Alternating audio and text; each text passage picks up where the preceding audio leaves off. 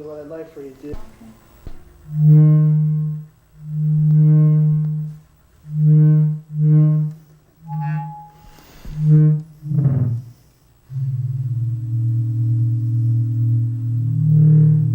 Okay, why don't you go ahead and just begin explaining. And This represents the work that I do on the opposite end of the spectrum of technology.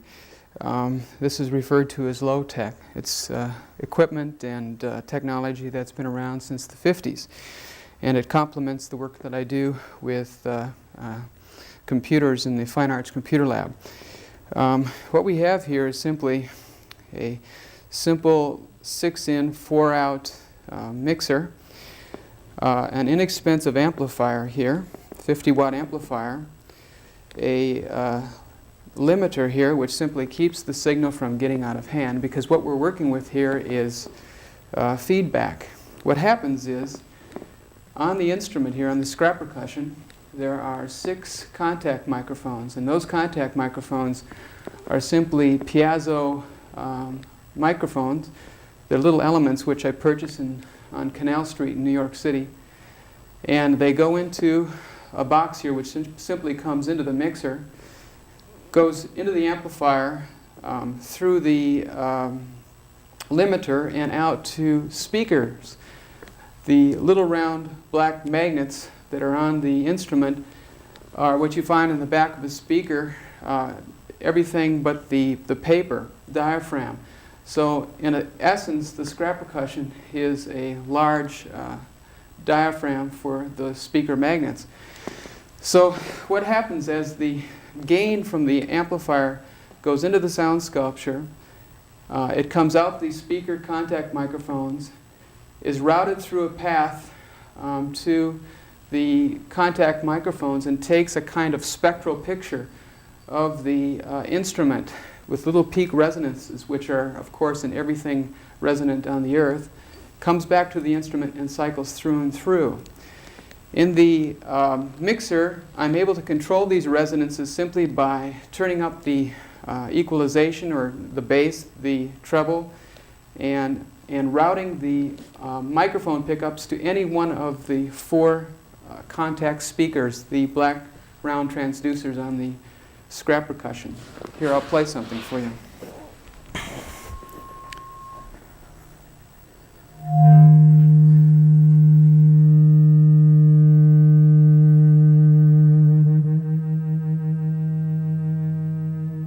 You can see it becomes a performance instrument. It's very, very simple technology. Now this is the resonance coming off the fan that happens to be a fan that I picked up in Australia. I call it Aussie fan. And by switching it to a different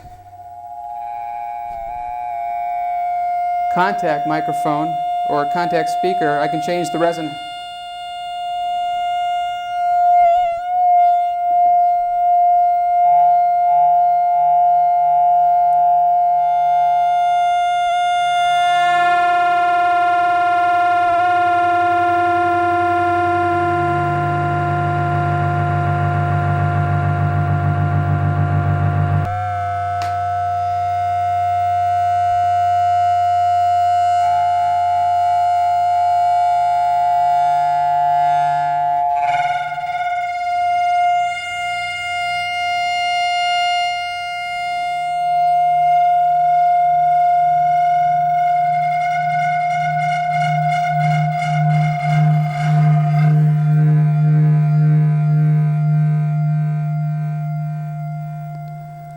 why don't you sit up there a little bit more like you were before, and go ahead and bring up the tone again.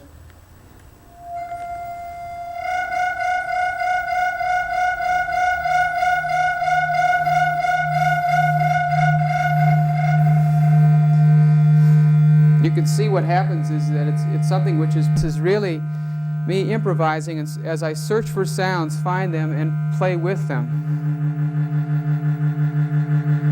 Dan, lean a little farther forward again. I want to get that nice shot.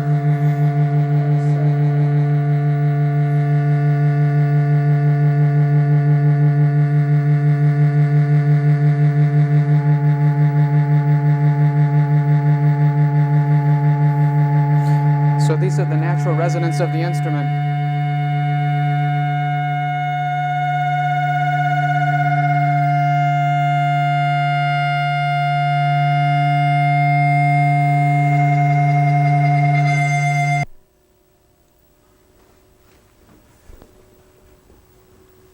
Everyone can relate to this stuff. This is Be ready here in just a second.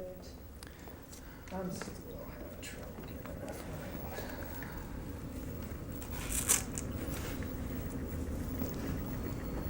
Okay, Tracy, you want to make sure to stay out of the way, out of the line. That's all it is too. Okay, anytime you're ready. okay. This is my scrap percussion number 7. It's 7 of 8 sound sculptures that I've built, and as it suggests in the name sound sculpture, there's a symbiotic relationship existing between the visual aspects of the sculpture and the oral aspects of the sounds produced by the percussion instrument and the electronic performance of this instrument. I'll play you a little improvisation on the sound sculpture. Okay.